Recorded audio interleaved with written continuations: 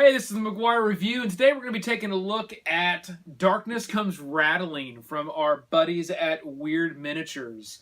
You know, over the years, Wyrd Miniatures is really known for, quite frankly, their miniature games. Malfo may ring a bell to most out there. It's a great miniatures game that they make. It's got some fantastic mechanics for that genre. So they got a few board games that are out there.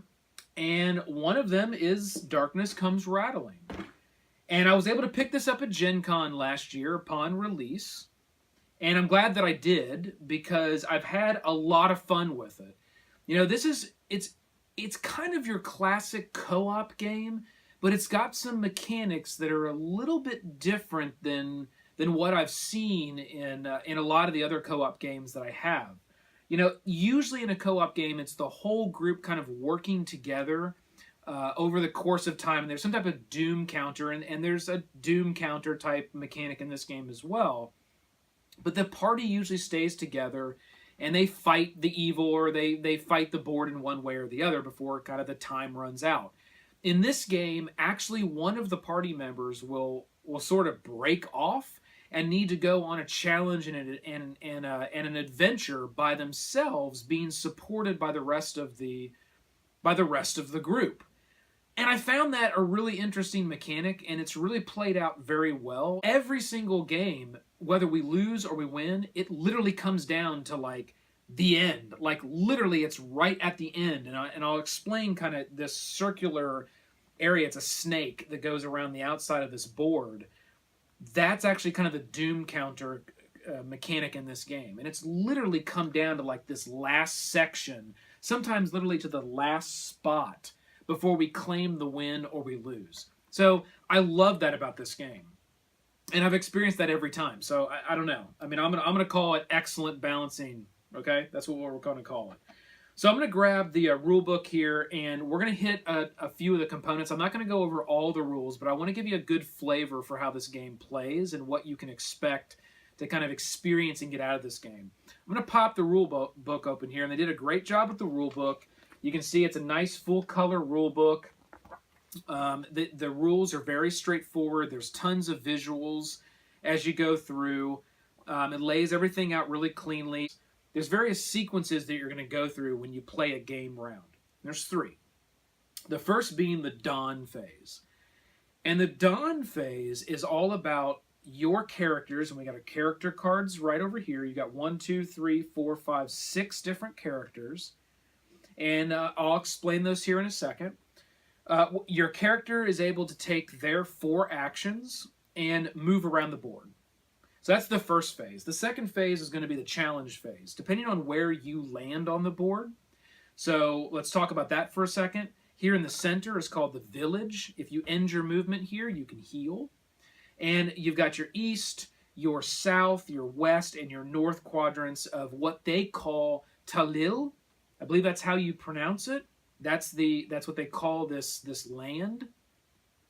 And you can, depending on where you land, there's various spots here. You'll see these cards that are on the board. Each area has 3 cards, and there's a deck that you can continue to populate those cards as you, make sure I don't knock that off the table, as you play the game. And depending on where you land, you'll have to interact with something. You have to take on some type of challenge. Right? And the last phase being the Dusk Phase, which basically is just doing some, before the next round activities, repopulating cards that have been defeated. Some cards that you can't defeat, you have to leave. Some of them come off the board. There's just various, things that you'll do to kind of refresh the board to get ready for that next round. Now, if we think about our turn sequences again, that first one being the dawn phase, there's 4 actions that each character can take, so you'll be able to do 4 things when it's your turn. And there's actually 4 different types of actions as well. You can do these in any order that you want. You can do how many of them you want. That's completely up to you and the strategy for that game round. And again, you're working with everybody, so you want to kind of talk about what you're going to do and how you're going to do it to make sure that you're taking advantage of the situation that you got in front of you. Okay, that first action, you can move. Every time you move is an action, though. So if you want to move 3 spots, that's 3 of your 4 actions. You can scout, which means if you move to a spot, you can say, hey, I want to flip over this card and I want to see what it is before I have to interact with it, because it might be really challenging, and I don't want to have to battle this when it moves on to the challenge phase. So that's one thing you can do is scout. And I'll say that these cards, when you scout them, some of them actually have bonuses and penalties for scouting, and that will be actually called out right on the card. The next thing you can do is purify. So throughout the game, there's actually stuff that will happen where locations will become corrupted. And that's where this little bag comes in right here. And I do have to say, the game overall has fantastic components. That's one thing I love about this game. There's great artwork on the cards. There's great colors. You've got these little plastic red hearts, which is a really cool little component that goes on your character cards to show how much life you have. And then you got this nice, it's not leather. It's kind of a felt little bag. It looks like a little leather bag. It's nice and branded. It says Darkness Comes Rattling with a little, guy holding a spear kind of logo on there. And this holds your corruption tokens. And those are really nothing more than little chits that you place on various locations when they become corrupted. And that can happen through a few different types of rules, different types of ways that things can get corrupted. And when spaces get too corrupted, you're going to have things come out called spirits. And when those spirits come out, they'll anger the winds. And then the last action that we can take is called give. And it's pretty simple. That's if one of your characters is located on another spot as someone else's, you can actually give them an item that you have. And they may need that for one reason or the other. Once we get to kind of the midpoint of the game, it's very important because you will select one character that will leave the base game and will go into the belly of the beast. Okay, so let me explain that concept here. So as you play the game, at the end of every one of your individual turns, you will roll these dice. And you will roll these dice when you actually take on your challenge. So let's say, for example, and each one of these, you've got some nice cardboard stand-ups for your characters. Each one of them come with a little plastic base that you can set them on. So let's say that your character was here and you took your action. You said one action to move here, one action to scout. So I'm going to look at this card and I see this card, and this card says it's a difficulty of 12. And on these cards, they have a color up here, and they actually have some symbols here. And basically all these things mean is as you gain equipment through the game, and again, the cards tell you what to do. When you defeat a challenge here in the green on the card, it'll tell you what you get. Sometimes that's you gain a health, sometimes it's you gain an item. Those cards come from these right over here, these rewards, equipment. Or if you fail, there's a penalty, which is at the very bottom. And you just read that and you do what it says. But these symbols that are up here on the side of the card actually indicate that if you have certain types of pieces of equipment, you can have a better chance at beating this challenge. So this challenge is 12. So I may say, you know what? I spent one action to move, spent one action to scout. I like 12. I think I can take 12. I'm going to go ahead and stay there, okay? So that's the end of my dawn phase, and everybody else is going to move, and they're going to do what they want to do. Now it's challenge time. So if it was my turn to go first on the challenge, it would be, I would look at this card and I'd say, okay, this is where I'm at. I don't have anybody else here. This card actually says you get a +2 if somebody else is here with you. So there's a strategy of how you want to kind of group up on some of these. But I don't have anybody else here. And I don't have a bag. But let's say I had a bones. I had gained a card, a reward through playing the game, and I had this thing called a bone. And that gives me +1. Well, what I would do is I would take these dice, and every time you roll these dice, you've got a red, a blue, and a yellow, and a black die. And I'd take these dice, and I'd roll them. And then I would count up, and I just did a fantastic roll. So I would count up what I got, and does that equal or exceed 12? Well, I got 6, 6, and 3. So that exceeds 12. I beat this challenge. Okay? I'll also tell you that there's a little color here that is with the number. And this one is red. It's a little swirly symbol and it's red.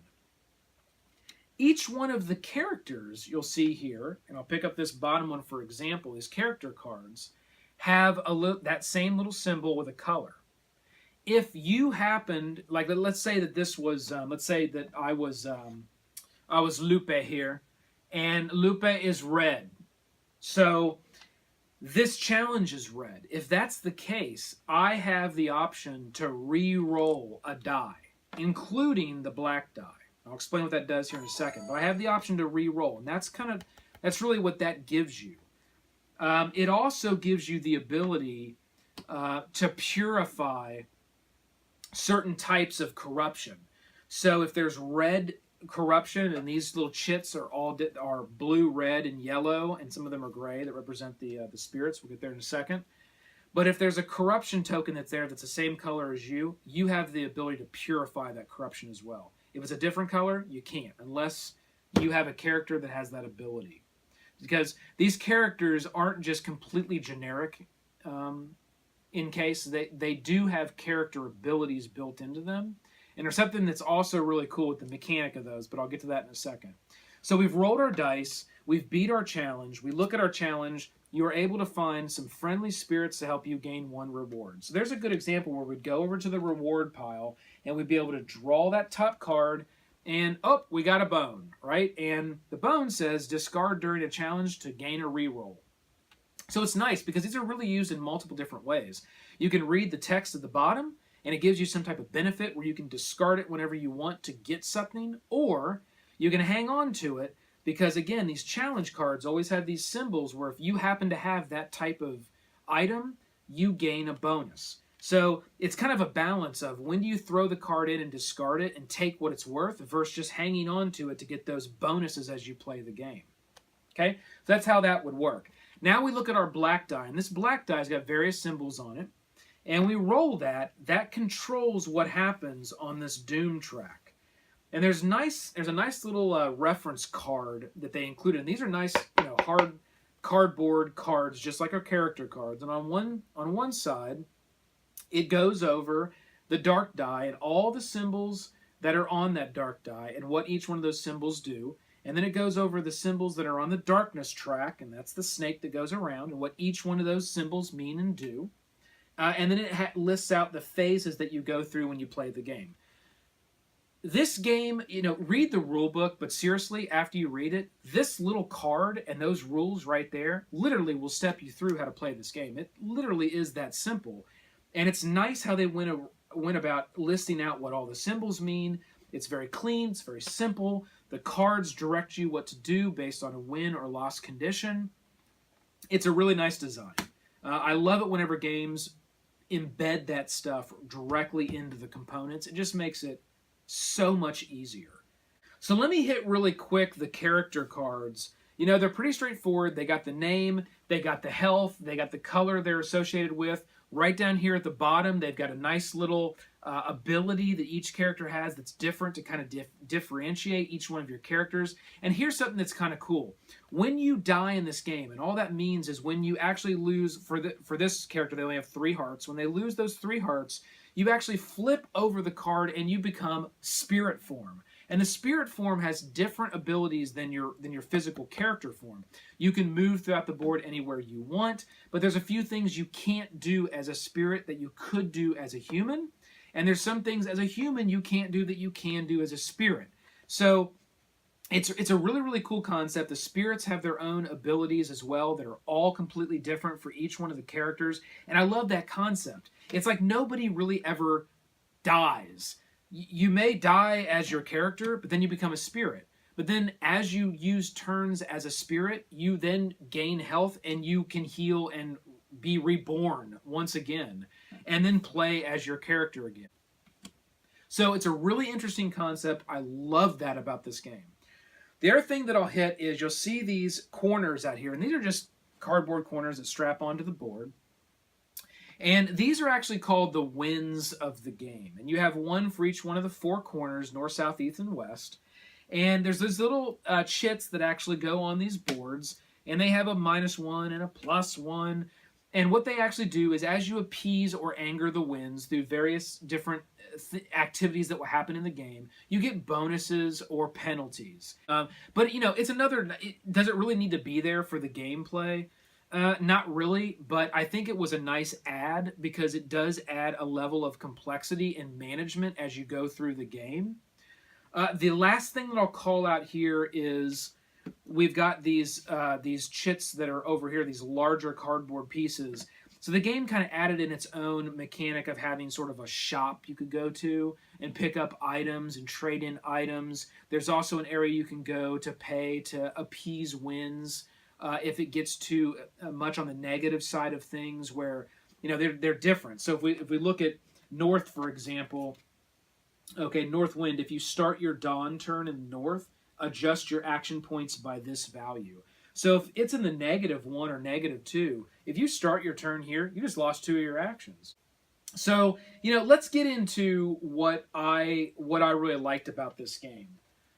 And, it really comes down to, I love the co-op games. I love a game that has a good co-op mechanic to it. I don't know what it is. I love those types of games, but it's got to be a game that is hard enough with a good group of people that it's just not an easy win every time. And I find that with this game. It's not easy to win the game with a group of 3 to 4 people. You really have to stay on your toes and be working the board game and watching what you're doing to be able to win. And that's good. That's great. It's balanced very well. Theme. I love the theme. It's excellent. I love the components. If they would have added in miniatures for each one of these characters, that would have put the icing on the cake for me. But these cardboard stand-ups are just as good, and there is one for the character as well as the spirit for each of the 6 characters. So it works. It's fun. And then the components. Overall, the components were done very nice. I love the little bag. I love the plastic hearts. I really like the artwork. I've already kind of talked about that in this review. They did a good job with that. It really is a great game. If you find it out there and you come across it, pick it up. You won't be sorry. This has been the McGuire Review. I'll see you guys later.